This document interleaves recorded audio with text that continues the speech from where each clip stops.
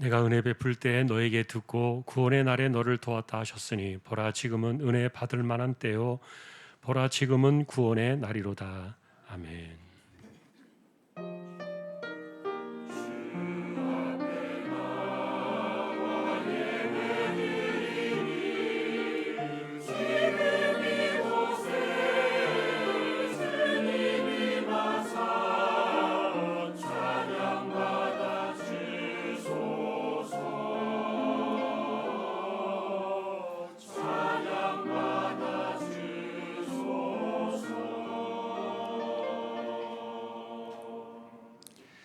하나님 감사합니다. 오늘도 예배의 날을 주시고 저희들을 예배자로 불러주시니 감사합니다. 부족한 인생들입니다. 성령께서 붙들어 주시고 예배를 통하여 우리 하나님 홀로 영광을 받으시옵소서. 예배의 시종을 의탁하오며 존귀하신 예수 그리스도의 이름으로 기도하옵나이다. 아멘.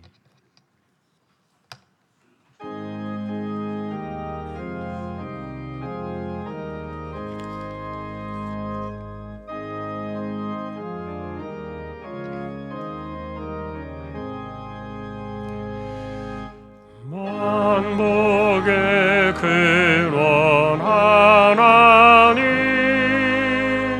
온 백성 찬송 드리고 저 천사여 찬송하세. 찬송 성부 성자 성령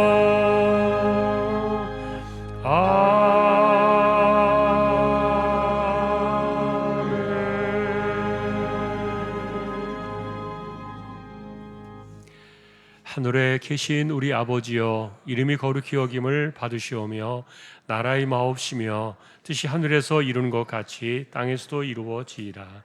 오늘날 우리에게 일용할 양식을 주옵시고 우리가 우리에게 죄지은 자를 사하여 준 것 같이 우리 죄를 사하여 주옵시고 우리를 시험에 들게 하지 마옵시고 다만 악에서 구하옵소서. 대개 나라와 권세와 영광이 아버지께 영원히 있사옵나이다. 아멘.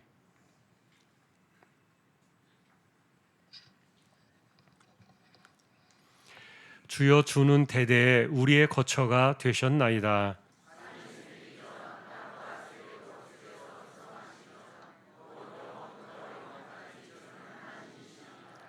주께서 사람을 티끌로 돌아가게 하시고 말씀하시기를 너희 인생들은 돌아가라 하셨사오니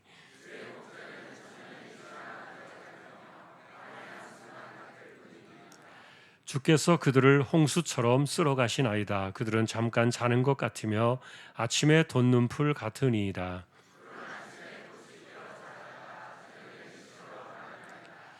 우리는 주의 노에 소멸되며 주의 분내심에 놀라나이다.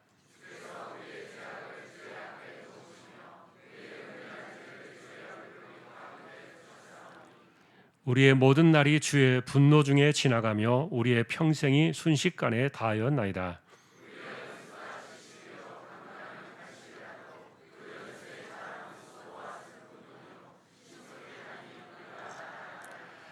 누가 주의 노여움의 능력을 알며 누가 주의 진노의 두려움을 알리이까?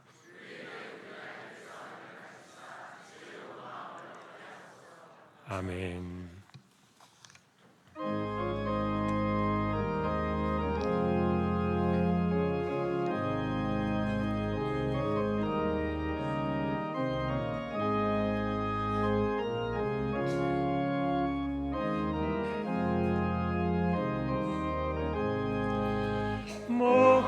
무엇보다도 더 검은 죄로 물든 마음이 흰 눈보다 더 이게 깨끗하게 씻겼네.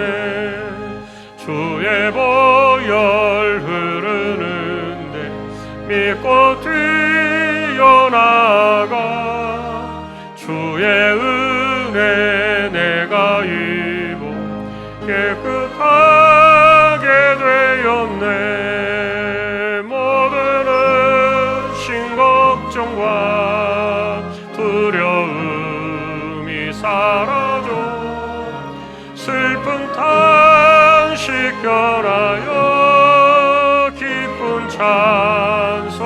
완성되었네.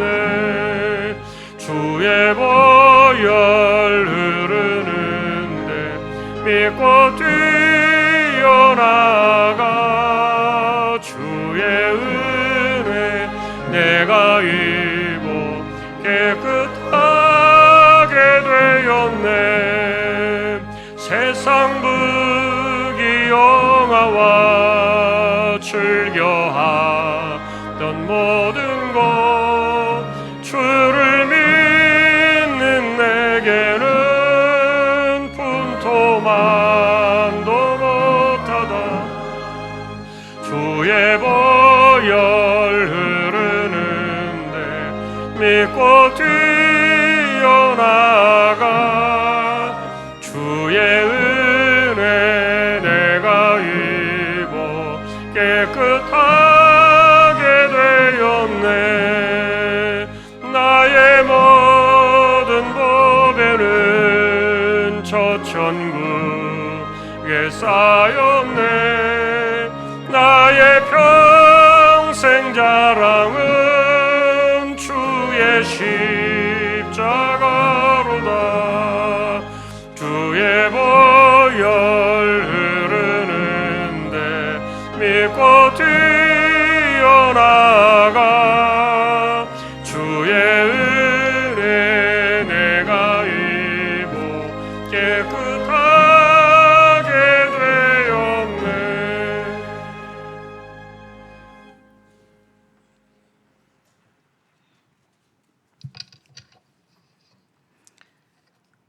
하나님 아버지 고맙습니다. 우리를 예배의 자리로 부르심에 감사합니다. 죄인된 우리들을 용서해 주시고 자녀 삼아 주시고 하나님의 말씀을 통해 은혜 받아 험하고 힘든 강야 같은 세상을 복되게 살아가는 믿음의 사람들이 되게 해 주옵소서. 주님, 우리들 가운데 어떤 일들이 우리의 마음을 흩어려 놓고 삶의 초점을 흩어려 놓았는지는 알 수 없지만 오늘 세워주신 주의 종의 말씀을 들으며 예배를 드리고 하나님께 영광을 돌릴 때에 우리 속에 주님의 말씀을 붙들고 다시 일어서 걸어가는 우리 모두의 발걸음이 되게 하여 주옵소서. 연약하여 힘들고 지칠 수밖에 없는 세상 속에서 하나님 믿음으로 담대하게 살아갈 수 있도록 붙들어 주옵소서. 하나님 아버지, 이 나라 위에 기도합니다. 분노와 폭력과 혐오와 공포로 얼룩진 이 나라를 불쌍히 여겨 주옵소서. 공의와 정의가 무너져가는 현재의 상황들이 두렵기도 하고 안타깝기도 합니다. 주님께서 만드시고 허무시기도 하시니 주님의 뜻대로 이 나라가 아름답게 세워지기를 간절히 원합니다. 공의와 정의가 바로 선 나라로 사람과 사람 사이 관계가 회복이 되고 약자를 억누르는 구조가 수치가 되어 부끄러운 모습으로 여기는 제도의 변화가 있게 하여 주옵소서. 주님, 우리 조항교회를 불쌍히 여기시고 주님의 사랑과 영혼을 향한 열정이 식지 않는 교회가 되게 해주시고 살아있고 성령이 충만한 우리들 모두가 되게 해주시고 모든 것이 협력하여 선을 이루시는 주님의 놀라운 은혜의 역사가 우리 주황교회 공동체 가운데 충만하게 역사해 주옵소서. 감사합니다. 하나님, 우리에게 여러 가지 많은 것으로 살뜰하게 허락해 주신 것에 감사합니다. 그럼에도 불구하고 그것 지키려고 더 가지려 하고 내 것으로 챙기려 하는 우리의 본질적인 인간들의 모습에서 벗어나지 못하는 연약한 우리들의 불쌍히 여기시고 주님의 뜻에 합당한 삶을 살아가는 우리가 되고 선교적 사명을 감당하게 하시고 기도하고 있는 분단된 민족 남북한이 통일의 문을 여는 일에 준비하고 쓰임받는 교회가 되게 해 주옵소서. 주님, 우리 조항교회 턱없이 부족한 주차장을 하나님께서 어떠한 방법으로 주실지 기대하고 있습니다. 허락해 주셔서 모든 사람이 함께 예배할 수 있는 교회가 되게 하여 주옵소서. 새로운 시즌을 여는 9월 가을 사역 가운데 세밀하게 간섭해 주시고 주님의 이름을 높이고 주님의 영광을 드러내기 위하여 곳곳에 준비된 사람들을 예비시켜 주시고 우리들의 자녀들의 길을 열어주셔서 주님의 나라를 세워가며 믿음을 주시고 부족함이 없도록 역사해 주옵소서. 찬양대를 통하여 영광을 받으시고 세움받은 자들이 영육간에 강건하게 하시고 모두가 하나님의 기쁨이 되고 또 다른 사람들을 세우고 살리는 일에 쓰임받는 믿음의 종들이 되게 하여 주옵소서. 걸어가신 예수님의 이름으로 기도하옵나이다. 아멘.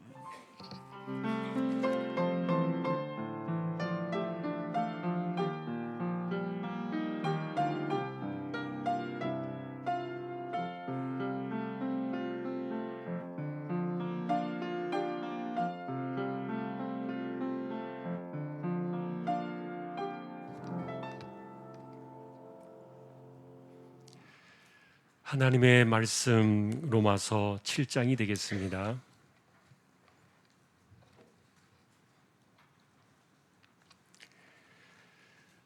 하나님 말씀 로마서 7장 14절에서 25절까지 교독하겠습니다.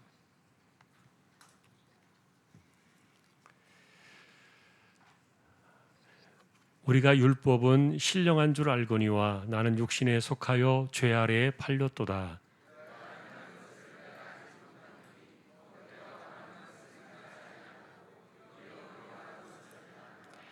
만일 내가 원하지 아니하는 그것을 행하면 내가 이로써 율법이 선한 것을 시인하노니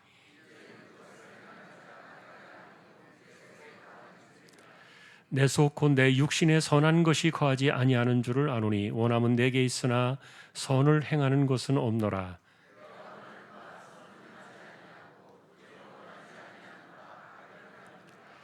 만일 내가 원하지 아니하는 그것을 하면 이를 행하는 자가 내가 아니요 내 속에 거하는 죄니라.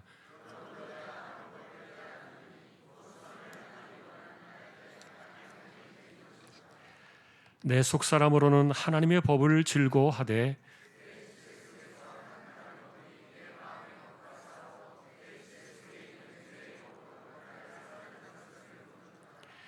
오라 나는 곤고한 사람이로다. 이 사망의 몸에서 누가 나를 건져내랴.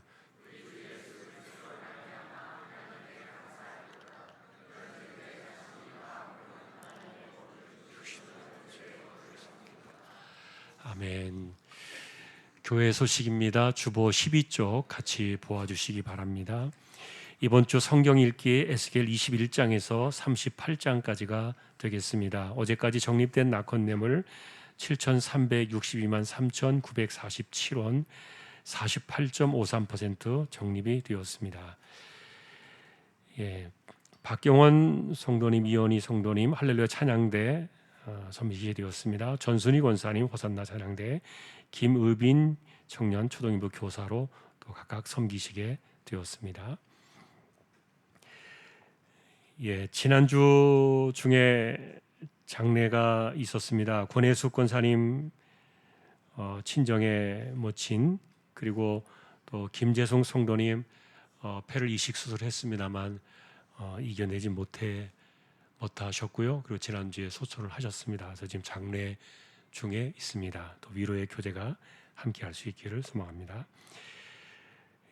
그리고 다음 주 중에는 허미숙 집사님 딸의 가정 결혼이 있습니다만 주일이라 여러분 또 그래도 서로 축하해 주시면 좋겠습니다.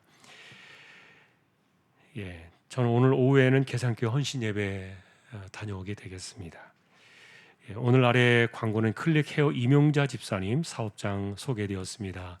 또 기도를 부탁드립니다. 다른 소식들은 주보를 보아주시면 되겠습니다. 이제 하나님 앞에 정성껏 예물을 준비하신 예물을 드리겠습니다.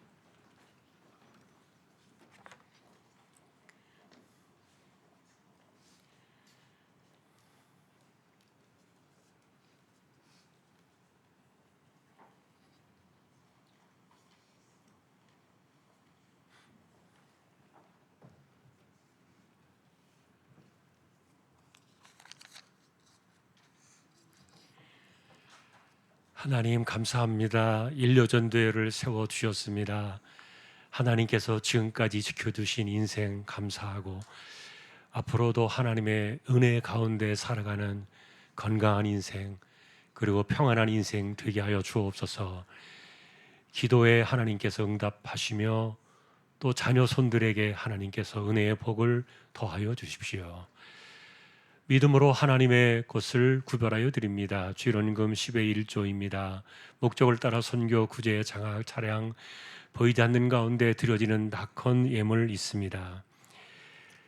또 여기에 하나님께 감사를 드립니다. 범사에 감사합니다. 한 주 사랑과 감사하는 날들 주셔서 감사드립니다. 말씀 묵상과 늘 깨어 기도하는 주님의 자녀가 되기를 원합니다. 사랑합니다, 주님. 하나님의 은혜 가운데 어머니 장례를 잘 마치게 하심을 감사드리며 형제들이 믿음 안에 사랑으로 하나 되게 하옵소서. 감사를 드리며 줄식사 예물로 드립니다. 좋은 집을 주시고 잔금을 잘 치르게 하심 하나님께 감사합니다. 살고 있는 집도 은혜로 잘 계약했습니다. 모든 일들이 잘 해결되리라 믿고 감사하며 저희 집을 위해 함께 기도해 하셨던 모든 분들에게도 감사를 드립니다. 주님의 은혜에 감사드립니다. 지금 이 시간이 은혜와 구원의 땜을 깊이 깨닫게 하옵소서. 가족 건강 늘 지키시고 복된 길로 인도하옵소서. 삶 가운데 늘 건강 주시며 지혜롭고 복된 자녀들로 자라게 하옵소서. 지난 한 주간의 삶을 우리 주님 간섭하시고 주님이 주신 은혜로만 살게 하시니 감사합니다. 항상 기뻐하라, 쉬지 말고 기도하라, 범사에 감사하라. 주님의 은혜 안에 살게 하심을 감사드립니다. 만사 형통 건강 축복 감사합니다. 만왕의 왕 만군의 주로 오실 주님을 영원 세세토록 찬양과 감사와 영광을 올려드립니다. 새 학기 시작하게 하심에 감사합니다. 사랑하는 하나님 더욱 알아가는 시간으로 사용하여 주옵소서. 매일 새 힘 주실 주님 감사합니다. 9월 하나님의 은혜 가운데 살아가게 하옵소서. 범사에 감사드리며 가족 모두 예배를 회복하게 하옵소서.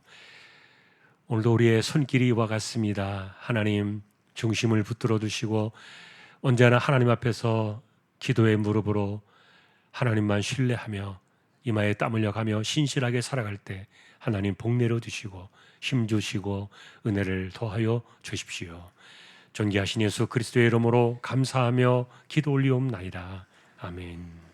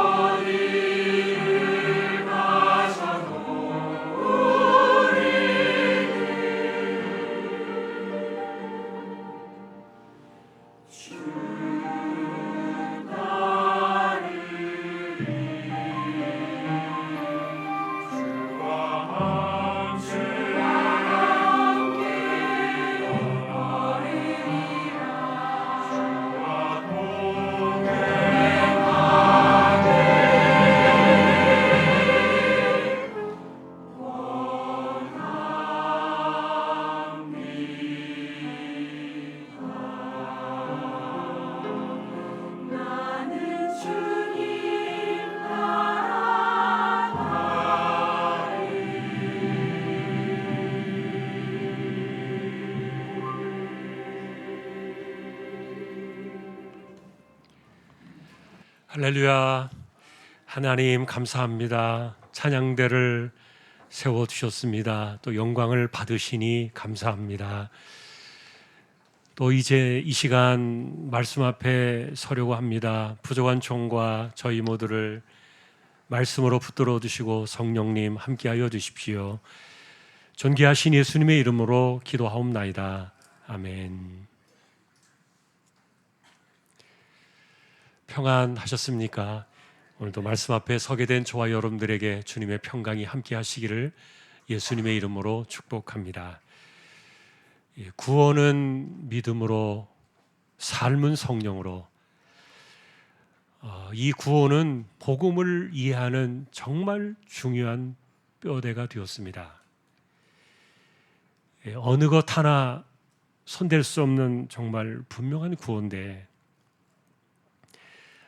최근에 저희는 성령으로 살아야만 한다는 자유의지의 단면을 살피고 있습니다. 그리스도인으로 산다는 것, 그것을 가능하게 하는 것은 오직 성령으로만 사는 것, 그것 이외에 다른 길은 전혀 없기 때문입니다. 여러분, 성령은 하나님의 영이시며 그리스도의 영이십니다. 여러분들이 성령을 얼마나 이해하고 계시고 그리고 성령을 따라 사는 삶에 대해서 얼마나 인지하고 계신지는 모르겠습니다. 하지만 성령께서 우리 안에 오셔서 하시는 그 일들은 여러분이 생각하는 그 이상, 그리고 도무지 우리가 따라갈 수 없는 그 이상의 일들로 너무도 중요하고 중대한 일을 하고 계십니다. 예를 들면 이런 것이죠. 우리를 거듭나게 하시고 우리로 구원에 이르도록 붙드시는 영이 성령이시다. 그러니 단순하게 말하면 성령을 거부하고 성령을 회방하여 구원에 이를 사람은 아무도 없는 겁니다. 더구나 성령은 우리로 하여금 하나님 나라 열매를 맺게 하십니다. 그리고 우리가 연약하여 죄 가운데 빠질 때는 탄식하며 기도해 주십니다. 우리에게 말씀을 가르쳐 주기도 하시고 깨닫게 해주시기도 하고, 그리고 말씀을 생각나게 하시는 분도 성령이십니다. 다시 말하면 어느 것 하나 우리가 예수 믿고 난 이후에 그리스도인의 삶을 살아갈 때 성령 없이는 불가능하다. 자, 그런데 여러분, 이 성령께서 오늘날 우리에게 오신 겁니다. 아마도 하나님이 우리에게 주신 최고의 선물, 최고의 은혜는 우리 안에 성령을 보내주신 사건일 거예요. 죄로 얼룩져 죄 많은 인생, 그리고 죄 가운데 짓눌려 살아가는 그 심령 속에 성령께서는 그리스도의 피라는 거대한 이 은혜의 사건을 들고 아무런 값 없이, 아무 조건 없이 우리 안에 오시는 거예요. 여러분이 말씀을 듣고 은혜를 받고 그리스도를 구주로 영접하여 믿음에 이를 때 성령께서 이렇게 오시는 겁니다. 그것도 구경꾼처럼 살짝 곁에만 오신 것이 아니에요. 여러분의 영혼 중심과 그리고 가장 깊은 곳, 가장 깊숙한 심령의 한복판에 성령이 오셨습니다. 자, 그 이유는 지금 우리가 이렇게 정리해 본다면 이렇게 말하는 거예요. 여러분의 구원과 신앙과 영적인 삶과 하나부터 열까지 모두를 다 책임지기 위해서 성령이 오셨다. 어느 것 하나 성령을 빼놓고 생각할 수 있는 것은 없다. 왜냐하면 그것은 우리가 그리스도인이기 때문에. 자, 더 놀라운 것은 이 성령이 하나님이시라는 사실입니다.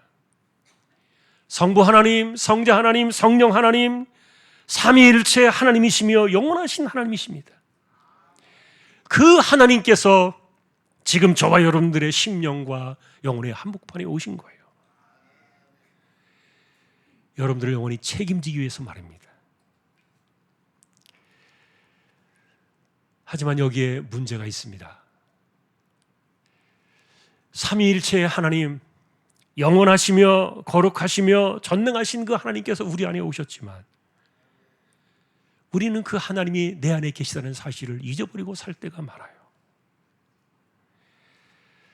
더구나 중요한 것은 성령이 우리 안에 오시면서 우리의 심령을 삼켜버린 것이 아니에요. 이게 무슨 말인지는 조금 이따 설명이 되겠습니다만, 성령께서 우리 안에 오셨지만 그러나 분명한 것은 우리 안에 나라는 존재도 여전히 살아있다는 거예요. 그래서 우리 안에서는 내가 그리스도인이 되었고 성령이 우리 안에 오셨음에도 불구하고 우리 안에서는 이 두 영의 갈등이 일어나고 끊임없이 우리 안에서 내면에서 이 영적 전쟁이 일어나고 있는데, 여러분 오늘 우리는 이 실체를 한번 찾아가 볼 생각이에요. 그것은 두 가지 주제 때문입니다. 첫째는 내 안에 내가 있다는 사실입니다. 두 번째는 내 안에 내가 아닌 성령도 계시다는 사실이에요. 놀랍게도 우리 안에 이와 같은 두 개의 영적인 실체가 계시지만 우리가 그리스도인으로 산다는 그것이 무엇인지, 그리고 내가 도대체 누구인지, 내가 나로 살아가고 있는 것인지 내가 성령으로 살아가고 있는지, 나와 성령은 내 안에서 어떻게 역사하고 있는지,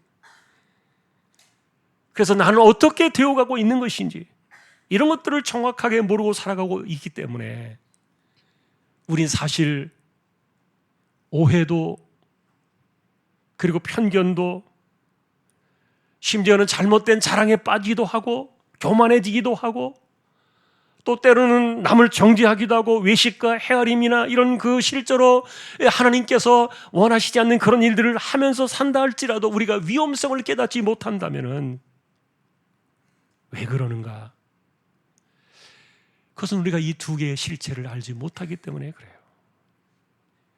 앞서서 말씀을 드린 대로 내가 예수를 믿는 그 순간부터 그리스도의 영이 우리 안에 들어오셨습니다. 그리고 내 안에서 일어나고 있는 이런 영적 사건들이 어떤 것인가에 대한 깨달음과 인식 부족이 사실은 우리에게 많이 약합니다.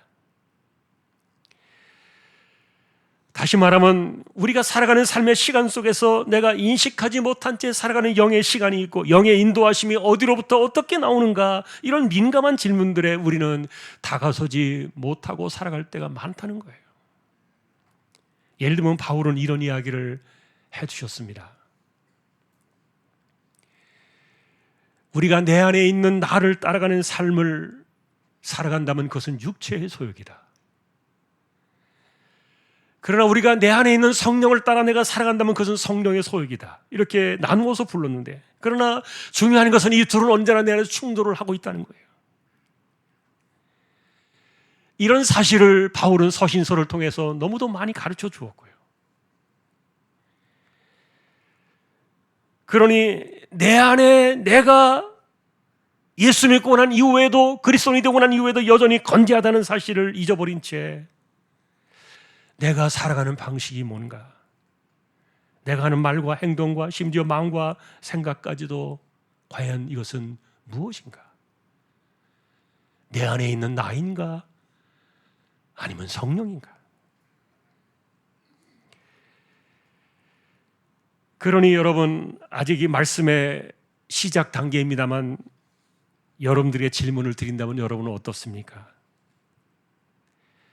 여러분은 내 안에 내가 있다는 이 말을 무슨 말인지 이해하십니까?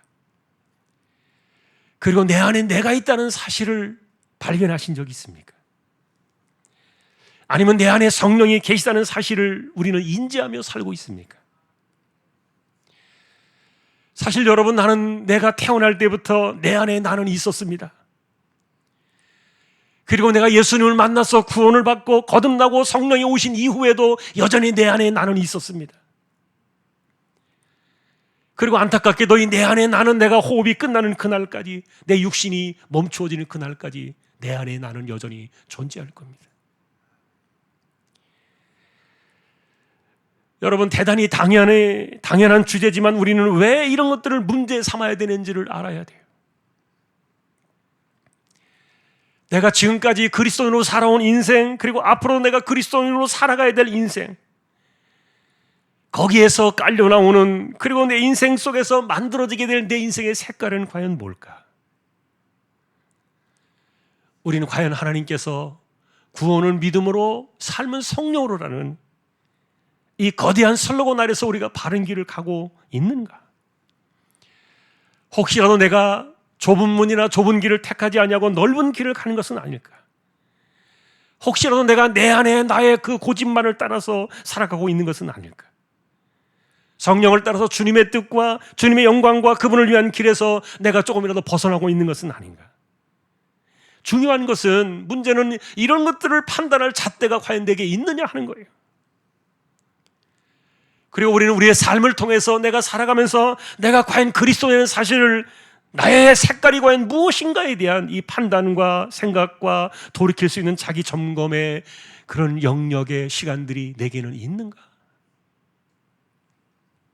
사실 여러분, 우리는 이런 부분에 대해서 많이 소홀할 겁니다. 나의 삶을 통해서 드러나고 있는 내 인생의 모습이 내 안에 나로부터 오는 것인지, 그리고 내가 성령을 따라 살아가면서 만들어지는 것인지, 나 자신을 판단하는 그것조차도 우리는 어떻게 하는 것인지조차 모르고 살아갈 수 있기 때문인데, 아마도 여러분 가운데는 지금까지 내가 그리스도인이 되어서 살아온 신앙의 모습이나,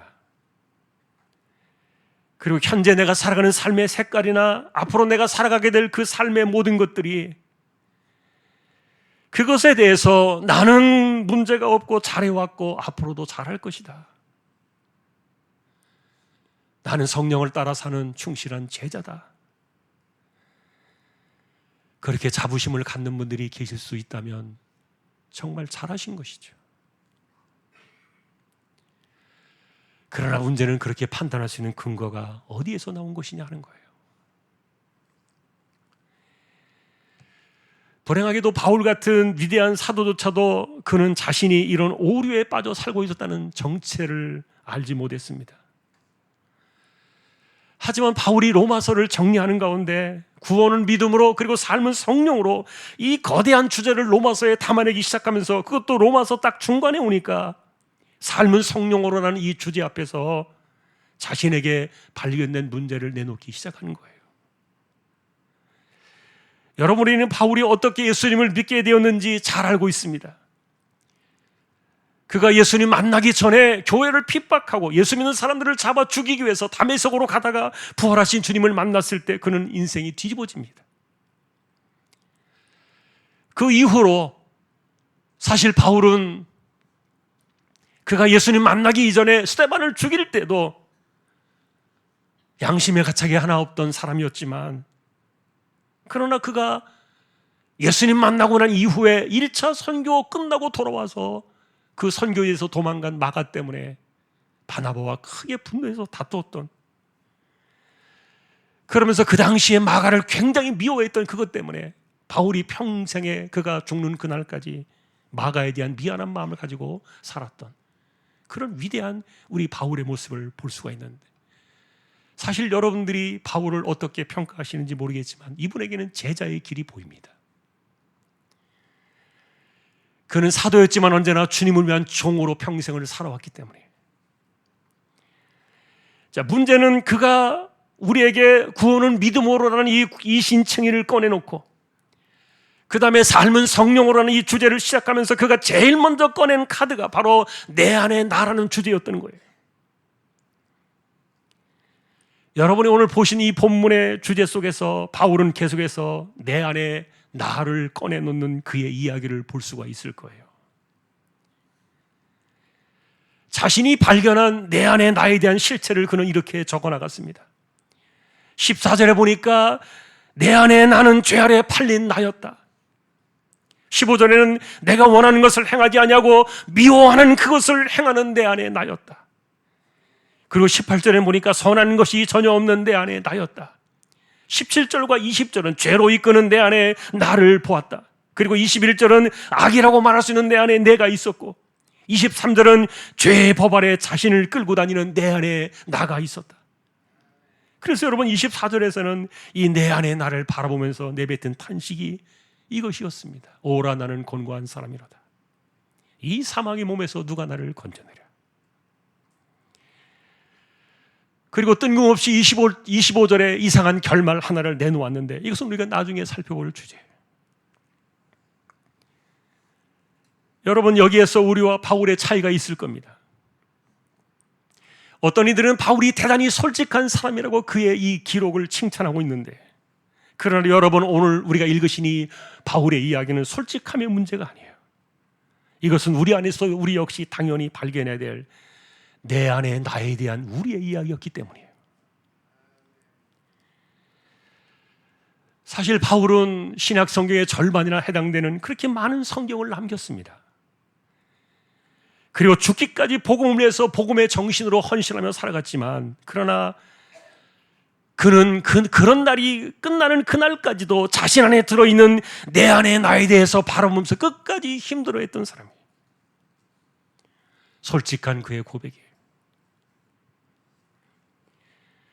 여러분, 로마서를 기록할 정도의 바울보다도 나은 사람이 우리 가운데 누가 있겠습니까? 저는 분명히 하나님도 인정해 주실 거라고 봐요. 정말 저 같은 사람은 먼발치도 따라갈 수 없을 정도로 대단하신 분이 분명해요. 이분의 헌신은 우리가 쌓을 수가 없어요. 그리고 이분보다도 내가 더 잘하고 있다고 자부하거나 생각할 수 있는 그런 근거들이 너무 빈약해요. 그럼에도 불구하고 사도 바울은요, 내 안에 나에 대한 이 솔직한 고백을 우리에게 전해주었습니다. 이것은 그가 우리에게 숨긴 뭔가가 있어서 우리보다도 못하다는 그의 자아 비판이 아니었던 거예요. 그러니 여러분, 지금 이 내 안에 나에 대한 이 고백이 예수 믿기 이전에 나에 대한 옛날의 모습을 이야기하는 것일까요? 아니에요. 적어도 오늘 이 본문의 이 고백은요, 바울 역시 내 안에 나와 그리고 내 안에 계신 성령의 두 영에 대한 실체 이해 앞에서 우리의 깨달음을 재촉해주고 있는 본문인데, 다시 말하면 그는 예수 믿고 난 이후에 여전히 따라붙어 있는 내 안에 나에 대한 그의 이야기를 하고 있었던 거예요. 설사 여러분, 이것이 옛날 일을 말하고 있다 할지라도 그는 우리보다도 율법과 성경의 10배나 아니면 100배나 수천 배, 수만 배 이상으로 그는 정말 위대한 인물이 분명해요.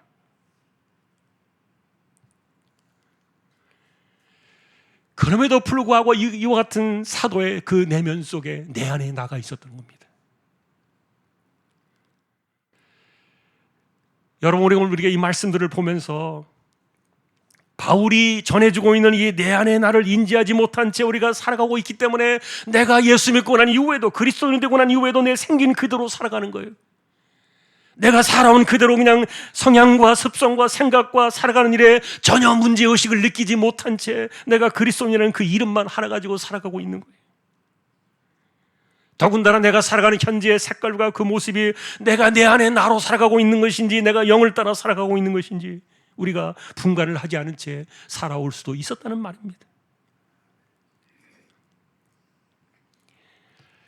중요한 것은 여러분, 우리가 내 안에 나에 대한 이 같은 실체를 정확하게 우리가 알지 못하고 살아간다면 여러분들은 평생 로마서 8장에 바울이 선언하고 있는 이야기를 전혀 따라갈 수 없을 거예요. 물론 우리가 앵무새처럼 입술만 나부랑거리면서 로마서 8장의 영으로 살아가는 이 삶의 위대한 구절들을 우리가 이야기할 수는 있을지 모르겠습니다. 그러나 여러분, 마태복음 23장에서 예수님께서 외식하는 서기관들과 바리새인들이여 너희는 회칠한 무덤이로다. 그들이 행위가 없어서 그랬겠습니까? 그들이 업적이 없어서 그랬겠습니까? 그런데 예수님께서는 그런 것을 보지 않으셨어요. 겉과 속이 다른 그들을 주님께서 아파하셨던 거예요. 그런 우리의 진정한 삶의 모습은, 내가 그리스도인으로 살아간다는 그 모습은 내가 얼마나 많은 업적을 쌓았고 내가 얼마나 많은 헌신과 그리고 내 인생의 그 연륜과 이런 것들을 쌓았느냐로 그것을 우리의 신앙을 평가하는 것이 아니란 말이에요. 왜냐하면 그것은 중심이 없는 사람들도 할 수 있어요. 여러분은 그거 보셨는지 모르겠지만 젊었을 때 열심히 헌신하며 봉사하던 사람들도 오늘날 갑자기 보이지 않습니다.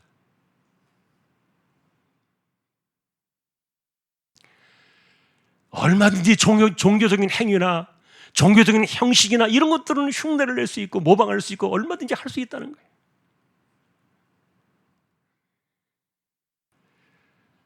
그래서 오늘 우리는 이 사도 바울이 이런 실체를 우리에게 이야기해 주는 그 이유를 우리가 따라가야 되는데, 과거의 나는 어땠고 현재의 나는 어떠하고 그리고 앞으로 나는 어떠할 것인가, 이런 걸 나는 어떻게 판단하고 어떻게 점검을 하고 어떻게 파악하면서 살아가야 올 것인가. 여러분, 우리는 복음서에서 늘 주장해 온 주제가 있었어요. 하나님의 아들이 세상에 오신 것은 세상을 바꾸기 위함이 아니었다. 다시 말하면 하나님의 아들이 십자가에 그 목숨을 내어 주신 것은 세상을 뒤집기 위해서 십자가의 길을 가신 것이 아니었다는 말이에요. 하나님의 아들이 그렇게 하셨다는 것은 한 영혼 때문이었습니다. 한 개인을 구원하기 위해서, 그를 구원해서 하나님의 자녀 삼고 그를 뒤집어서 그 인생이 하나님의 자녀가 되게 하기 위해서 십자가에 달려 죽으셨다는 거예요. 그래서 그리스도인들은 누구나 이런 말을 하는 것을 들어보셨을 거예요. 예수 믿으면 달라지더라. 예수 믿으면 달라진다. 여러분은 이 말을 스스로 적용해 본 적이 있으십니까? 아니면 이 말에 동의하십니까? 그렇다면 예수 믿고 달라진다는 그 말이 도대체 무슨 의미이던가요? 얼굴이 달라집니까? 아니면 성격이 달라집니까? 아니면 나의 생각이나 습성이 달라집니까? 조금 전에 우리는 본문에서 이 위대한 사도조차도, 그가 오랜 세월 동안 헌신과 봉사의 삶으로 살아왔던 그조차도 매 구절마다 내 안에 나에 대해서 내놓을 수밖에 없었던 그런 모습이 따라왔던 거예요. 그러니 중요한 것은 내가 예수 믿고 그리스도인이 되고 난 이후에도, 성령이 내 안에 오시고 난 이후에도 내 안에 나는 변하지 않고 끝까지 따라붙어 있다는 겁니다. 불행하게도 그것은 나의 죄성에 둘러붙은 내 안에 나였습니다. 그리고 절대로 선하지 않으며 선을 행할 수도 없으며 마음에 원하는 것처럼 할 수 없는 내 안에 나였던 거예요. 바울은 이것이 내가 예수 믿고 성령 받았더니 어느 순간부터 사라졌더라, 어느 순간부터 달라졌더라, 그렇게 말하지 않았어요. 여러분, 거머리는 피를 먹을 만큼 빨아먹으면 저절로 떨어져요. 그러나 내 안에 나는 절대로 만족이 없으며 욕심의 끝이 없어요. 그러니 이 죄성은 내 안에 나는 세월이 흐르고 연륜이 깊어지고 목사가 되고 장로가 되고 사도가 되면은 이것이 순화되어질까? 절대로 그런 것이 아닌 거예요. 내 안에 나는 세월이 흐르면 흐를수록 더 악해지면 악해지지. 절대로 좋아지지 않는 것이 내 안에 나였던 거예요. 그러니 이런 내 안에 나를 발견할 때 바울은요, 나는 망하게 되었도다. 이사야가 고백했던 것처럼 화로다 나여 망하게 되었도다. 여러분, 사실 이것이 그리스도인들이 발견하게 된 진실한 내 안에 나에 대한 고백이에요.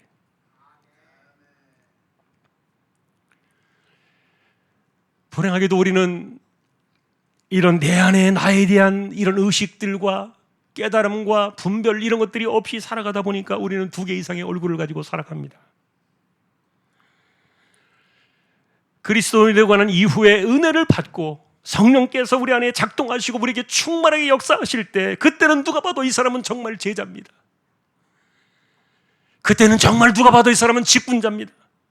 그리고 정말 친자의 얼굴이고, 은혜가 역사할 때, 성령이 역사할 때는요, 정말 겸손하고 온유하고, 이 사람은 천상 예수 믿는 사람입니다. 그러나 어느 순간에 내 안에 내가 드러날 때는 그리스도의 얼굴이 사라지고, 때로는 마귀보다도 더한 험악하고 그런 안 좋은 분위기들을 만들어낼 수 있는 이것은, 이게 내 안에 나 때문인 거예요. 바울은 이것이 누구의 문제가 아니다 그랬습니다. 여러분, 문제는 어느 한쪽으로든지 이 사람이 일관성을 가지고 살아가면 그러려니 할 겁니다. 그래서 그 사람 때문에 시험이 들거나 상처를 받는 일은 드물 수도 있을지 몰라요. 그러나 우리 그리스도인들에게는 이 두 개 이상의 얼굴이 있어요. 베드로 역시 주님께서 너는 마귀다 이렇게 야단을 맞을 때도 있었는데, 그 사건 이후로 그가 예수님 부인하고 난 이후에 펑펑 울고, 그리고 우리가 알고 있는 대로 베드로는요 이후에 그의 얼굴 속에서 그런 것을 보여준 적이 없는 것으로 알고 있어요. 다만요 여러분, 가룟 유다는요 얼굴을 감췄어요. 그러나 그는 끝까지 주님의 뜻을 따라가지 않냐고 내 안에 나를 따라갔기 때문에 그는 배신자의 길을 갔던 거예요. 그러니 문제는 사람들은 우리가 그리스도인이 되고 난 이후에도 내 안에 나라는 존재에 대해서 우리가 인식하지 않고 살아갈 때 때로는 내가 그 얼굴이 은혜의 사도처럼, 때로는 전혀 다른 모습으로, 이것이 바울의 고백이었고 자신의 고민이었는데, 그리고 그 두 얼굴의 현실들이 나타나는 그것이 나의 죄라는 사실을 그는 이제 비로소 고백을 해주고 있었던 거예요. 여러분, 이것이 누구의 문제가 아닌 거예요. 사실 그래서 우리는 이렇게 얼굴이 다르게 나타나는 그런 시간들과 현상들에 대해서 왜 저러나 그렇게 당황할 때가 때로는 있을지 몰라요. 중요한 것은 여러분, 우리가 내가 왜 어떨 때는 천사와 같고 어떨 때는 또 때로는 마귀와 같았어, 말이든 행동이든 심지어는 이렇게 다를 수도 있나, 자기 자신도 놀랄 수도 있고 자기 자신도 상처를 받을 수도 있는데, 문제는 여러분 그런 모습들을 우리가 자신을 잘 발견하지 못한 채, 내 안에 나를 알지 못한 채, 우리가 그 얼굴의 실체를 알지 못하고 살아간다는 거예요. 오늘 우리의 이야기의 핵심은, 바울 사도의 이야기의 핵심은 불행하게도 이런 그 내 안에 내가 작동하는 이런 그 사실들로 인해서 내가 삶은 성령으로 살아가게 되는 이런 것들과는 전혀 다른 충돌이 일어나는 이런 사건들이, 불행하게도 내 안에 나는 내 육체가 끊어져 호흡이 끝나고 부활의 생명을 입는 그날까지 이게 끝까지 간다는 겁니다. 그래서 바울은 우리에게 가르치는 겁니다. 내 안에 나에 대한 실체를 보자. 나는 어떤 모습으로 살아가고 나는 어떻게 살아가야 되고 내가 살아가는 구원받은 이후의 삶은 나에게 무엇인가? 여러분, 그래서 우리는 어쩔 수 없어. 나는 사람이기 때문에, 죄인이기 때문에, 내가 구원받은 하나님의 자녀라 할지라도 나는 어쩔 수가 없어. 평생 이렇게 두 얼굴로 살아야 돼 라고 만일에 우리가 이렇게 이야기를 한다면, 그렇다면 이 주제를 사도 바울은 복음의 길 한복판에 내놓지 못했을 겁니다. 구원은 믿음으로, 삶은 성령으로 이 복음의 위대한 길을 닦아놓으면서 그것을 위해서 바울은 우리에게 우리가 살아가는 삶의 실체와 복음의 능력, 다시 말하면 성령으로 살아가면서 내 안에 나를 이겨나가는 그 방식을 우리에게 말해주기 위해서 이 주제를 가져왔던 거예요. 그것이 마지막 결말의 25절입니다. 내 안에 나에 대한 이 두 얼굴의 이중적인 실체에도 불구하고 바울은 감사의 노래를 부릅니다. 하나님께 감사하리로다. 사실 여러분들이 이 구절을 이해하지 못한다면 24절까지 탄식하던 그 모습에서 갑자기 찬양을 하는, 하나님께 감사를 드리는 이 연관되지 못하는 것 같은 이런 그 당황스러운 구절 앞에서 여러분들이 좀 황당하게 느낄 수 있을지도 모르겠어요. 그러나 25절에서 바울은 우리에게 해답의 결말을 두 단어로 내놓습니다. 하나는 하나님의 법을 따르는 마음인가? 또 하나는 죄의 법을 따르는 육신인가? 여러분, 이 마음과 육신의 이 단어는요, 우리 안에 존재하고 있는 이 하나의 인격체 속에서 말하는 것들을 의미하는 것이 아니라, 사실 25절에서 바울이 말하고자 하는 의도는, 내가 만일 하나님의 법을 따르고자 하는 그 마음을 갖고 있다면 이것이 내가 성령을 따라 살아가는 삶의 방향이라는 거예요. 그리고 육신으로 살아간다는 이 말은 죄성에 빠진 내 안에 내가 나를 만들어낸 내 안에 생겨난 그 모습 그대로, 그것을 문제없이 의식 없이 그냥 죄 아래 살아가겠다는 그 나 자신을 이야기하는 것이 육신이에요. 그래서 여러분, 우리는 여기에서 중대한 하나의 이정표를 발견하게 됩니다. 하나님, 내가 하나님의 법을 따르겠습니다. 내 마음을 드리는 방식입니다. 사실 여러분, 이것은 내가 어떻게 해서 그렇게 되는 것이 아닙니다. 뭔가를 하라고 요구하는 것도 아닙니다. 그리고 내가 마음으로 하나님의 법을 따르겠다는 이것은요, 어떤 행실로 나타나는 그 무엇이 아니라는 말이에요. 그래서 기독교의 신앙은 아까도 말했던 것처럼 눈으로 보여지는 헌신과 충성과 그리고 수많은 인생의 업적들, 하나님 앞에서 귀한 것이지만, 그러나 그것이 우리 신앙의 이 삶의 그 품질을 결정하는 그것은 아니에요. 내가 내 마음을 어디로 향하고 있는가? 나는 어떤 표지판을 바라보며 살고 있는가? 그러니 내가 마음으로 하나님의 법을 따라가겠다는 내 마음의 소원을 위해서 내 손을 들고 자원하는, 그러니 우리는 내가 예수 믿기 전에 내 모습과 그 실체를 우리는 좀 보아야 돼요. 여전히 그 모습 속에서도 나는 아무 문제가 없다, 괜찮아라고 생각하면 그는 그리스도인이 아닐 수도 있는 거예요. 왜냐하면 여러분, 예수님 만난 이후에 우리 안에 성령이 오셨는데, 성령은 우리에게 방향을 주십니다. 그리고 말씀으로 깨달음과 인도함을 주십니다. 그러니 우리 안에서 끊임없이 성령은 충돌을 일으키시는 거예요. 내 안에 나로 살아가려는 그 그리스도인의 그 삶의 모습에 대해서 성령은 끊임없이 탄식하면서 브레이크를 걸고 제동을 걸고,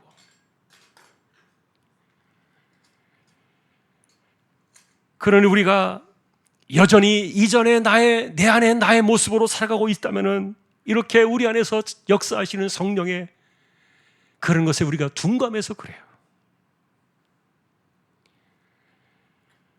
성령께서는 이전에 나의 모습과 그리고 성령을 따라 살아가는 삶의 모습을 끊임없이 대조해 주실 겁니다. 그리고 내가 가야 될 나의 방향과 나의 모습과 진정한 삶의 열매들이 무엇인지를 끊임없이 보여주실 거예요. 우리는 그것을 따라서 내 마음으로 하나님의 법을 따라야 되겠다. 하나님, 내 마음을 드리겠습니다. 이것이 마음으로 하나님의 법을 따르는 자의 중심이에요. 자, 놀라운 것은 이렇게 성령이 우리 안에 오시기 전에는요, 구약에는요, 아무리 자유의지를 드리고 마음을 향하고 그리고 맹세를 하고 금식을 하고 그래도 사람은 2박 3일을 견뎌내지 못해요.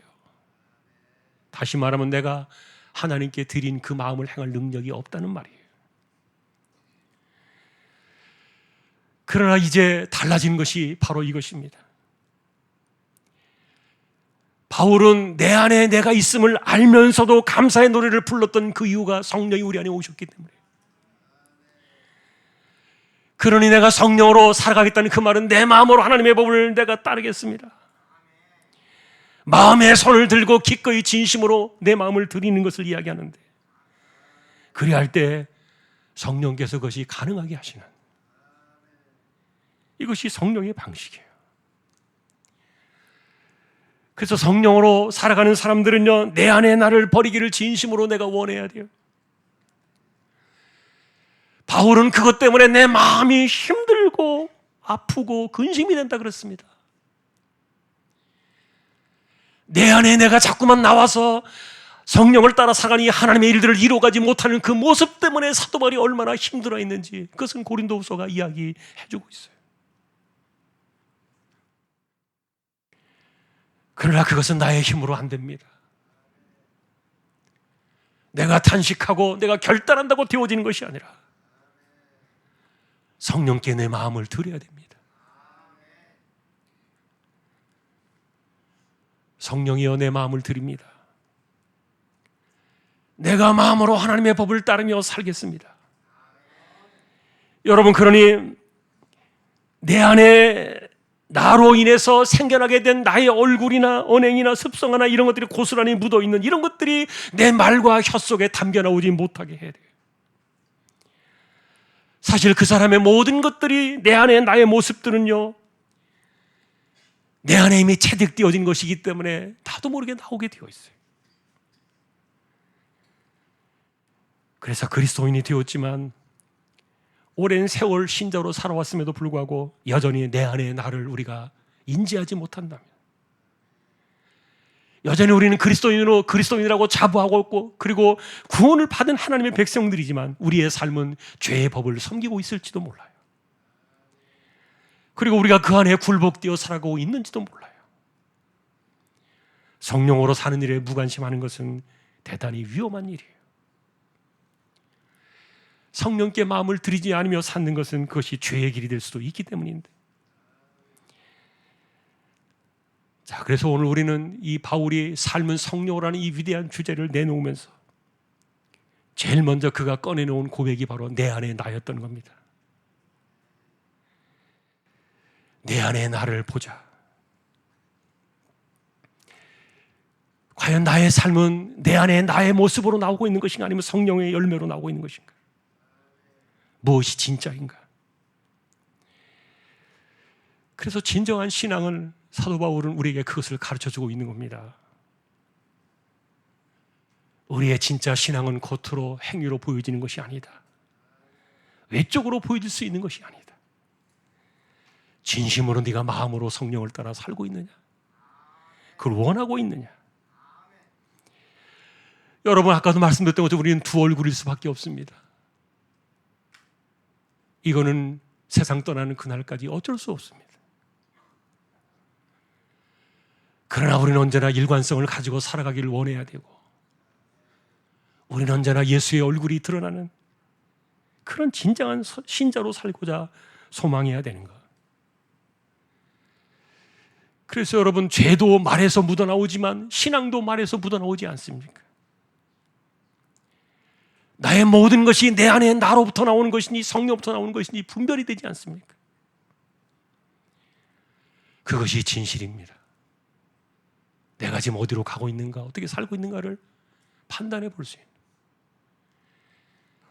삶은 성령이라는 이 위대한 주제를 바울은 내 안에 나라는 주제로 명확하게 제시해 주었던 거예요.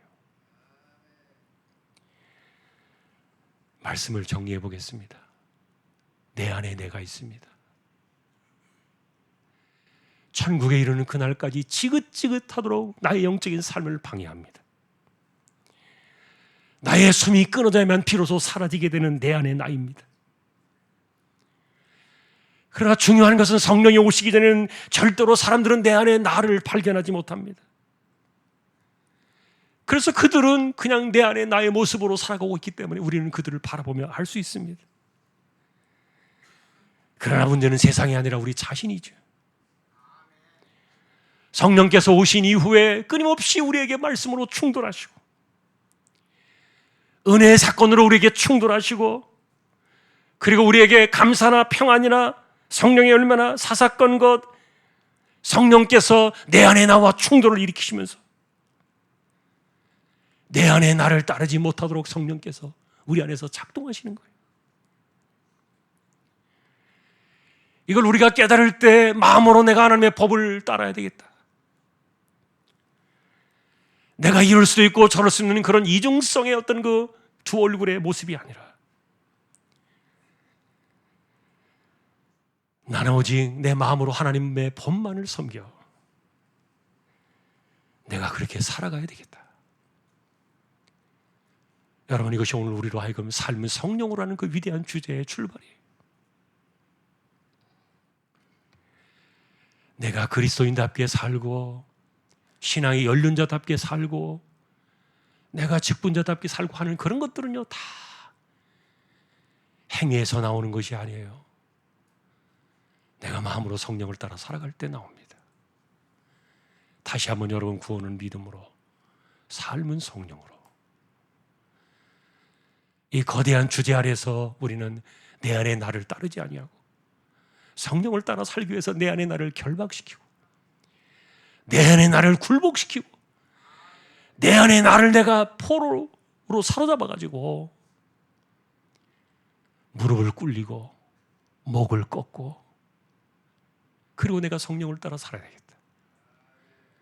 여러분, 이것이 우리의 진정한 신앙이고, 그리고 성령께서 하나님께 우리에게 바라시는 참된 모습이라는 것을 한 번 더 기억하면서 오늘 말씀 속에서 마지막 25절의 결론처럼 내가 마음으로 하나님의 법을 따르겠습니다.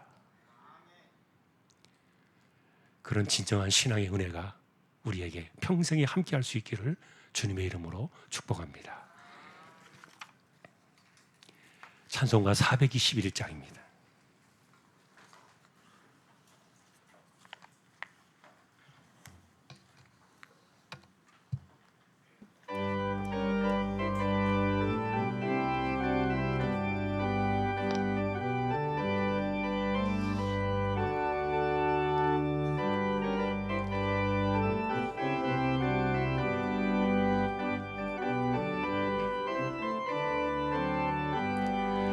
내가 예수 믿고서 죄 사함 받아 나의 모든 것 다 변했네.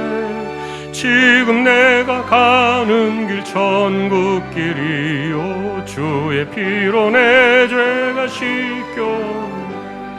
나의 모든 것 변하고 그 피로 구속 받았네. 하나님은 나의 구원 되시오니 내게 정죄함 없겠네. 주님 밝은 빛 되사 어둠에 지니 나의 모든 것 다 변했네. 지금 내가 주 앞에 온전케 됨은 주의 공로를 의지함일세. 나의 모든 것 변하고 그 피로 구속 받았네. 하나님은 나의 구원 되시오니 내게 정죄함 없겠네. 내게 성령 임하고 그 크신 사랑 나의 맘에 가득 채우며 모든 공포 내게서 물리치시니 내 맘 항상 주 안에 있겠네. 나의 모든 것 변하고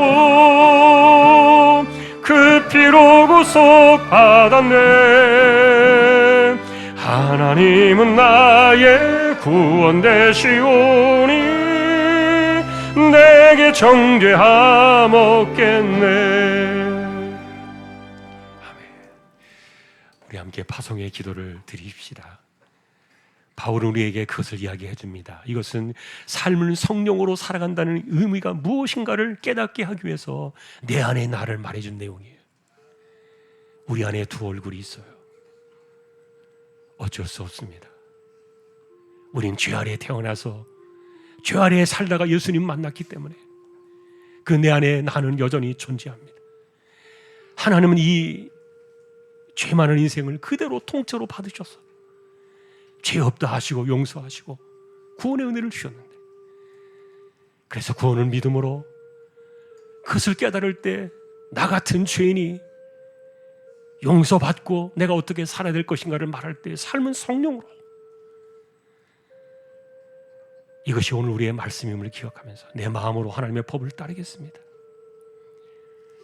함께 우리 통성으로 잠시 기도를 드리겠습니다. 하나님 아버지, 감사합니다. 우리가 이 땅을 살아가면서 죄악된 모습을 그대로 우리가 안고 여전히 우리 안에 내 안에 나를 안고 살아가고 있는데,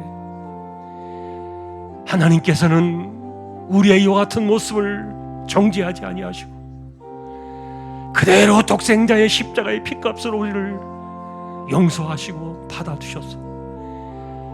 일방적으로 하나님의 자녀로 선포해 주시고 우리로 하여금 그리스도인 되게 하심을 가르쳐 주셨어. 우리에게 어떻게 해야만 구원을 받는 것이 아니라 오직 믿음으로 구원을 받는 이 위대한 사건의 터전 위에서 우리로 하여금 이제는 삶은 성령으로 살아가도록, 내 마음으로 하나님의 법을 따라가도록 우리에게 가르쳐 주신 이 말씀들을 기억하며 여전히 내 안에 내가 있음을 바라보며 우리가 이것을 이겨내고 오직 성령을 따라 살아가며 하나님의 법을 따라가며 하나님의 일을 이루어가고 그리스도인답게 살아가고 하나님께 영광을 돌리고 주님의 뜻을 따라가며 살아갈 수 있는, 우리가 그래서 평생에 성령을 따라 살아가는 거룩한 삶이 우리의 모습이 되어지도록 역사하시고 우리 모두를 붙들어 주시기를 원합니다. 하나님 감사합니다.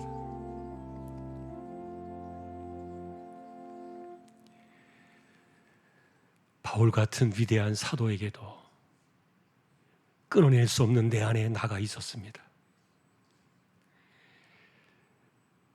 그럼에도 불구하고 그가 하나님께 감사를 드릴 수 있었던 것은 우리에게 마음으로 하나님의 법을 따르고자 손을 들 때 성령께서 이끌어 주시고 인도해 주시고 모든 것이 가능하게 만들어 주신 이 하나님 나라의 법을 기억하며,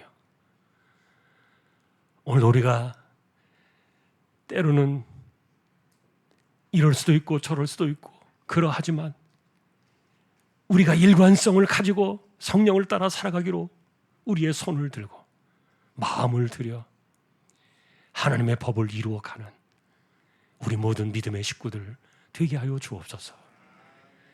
이재용 집사님, 최대영 청년, 신비한 집사님, 조인성 청년, 김한솔 청년, 백형래 집사님, 조말순 집사님, 연약한 이들입니다. 병원 치료 받는 이들, 암 치료하시는 사람들, 회복을 기다리고 있는 분들 하나님께서 오늘도 붙들어 주시고 연세 많으신 분들 기력을 더해 주시고 맑은 정신 총기가 흐려지지 않게 하여 주옵소서. 교회를 지켜두시기를 원합니다. 주일학교를 붙들어 두시고 또한 입시를 준비한 우리 자녀들 마지막 시간에 집중력과 지혜와 총명을 잃지 않도록 하나님 꼭 붙들어 주십시오. 선교지와 개척된 교회와 세우신 주님의 종과 오늘도 흩어져 살아가는 우리 조항의 모든 식구들 하나님께서 다시 한번 꼭 붙들어 주시고 후반기에도 우리가 이루어 가야 될 거룩한 일들을 통하여 영혼을 구원한 일에 우리가 집중하고 다시 한번 개척운동을 통하여 한 생명들이 주께로 힘으로도 돌아오는 거룩한 역사가 일어나도록 은혜를 더하여 주옵소서. 오늘도 우리의 삶에 모든 것에 함께 하시며 모든 것을 이끄시고 인도하시는 성령을 우리에게 주신 하나님을 찬양하며 존귀하신 예수 그리스도의 이름으로 감사하며 기도 올리옵나이다. 아멘. 축도하겠습니다.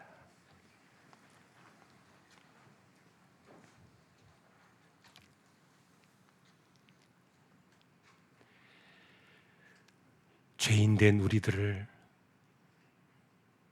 죄 없다 품어주시고 값없이 구원의 은혜를 주신 우리 주님 예수 그리스도의 은혜와 하나님 아버지의 사랑과 성령님의 감화 감동 위로 인도 교통 충만하심이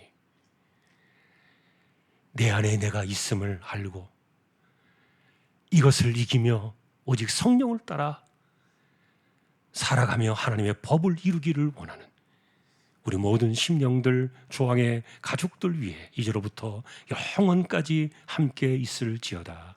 아멘. 이것이 나의 간증이요 이것이 나의 찬송일세 나 사는 동안 끊임없이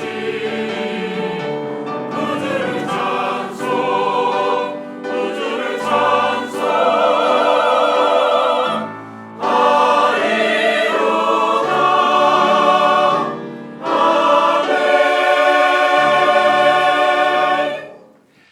예배를 마쳤습니다. 장례를 치르신 우리 가정 잠깐 위로의 인사하겠습니다. 안경남 권사님 어디 계신가요? 여기 앞에 계시네요. 상장로님 같이 잠깐 일어나 주시겠어요? 그리고 권혜숙 권사님, 저쪽 옆에 계십니다. 우리 고생 많이 하셨습니다. 감사합니다. 우리 같이 위로의 박수 하십시다. 감사합니다. 교제 찬양 1절 함께 하겠습니다.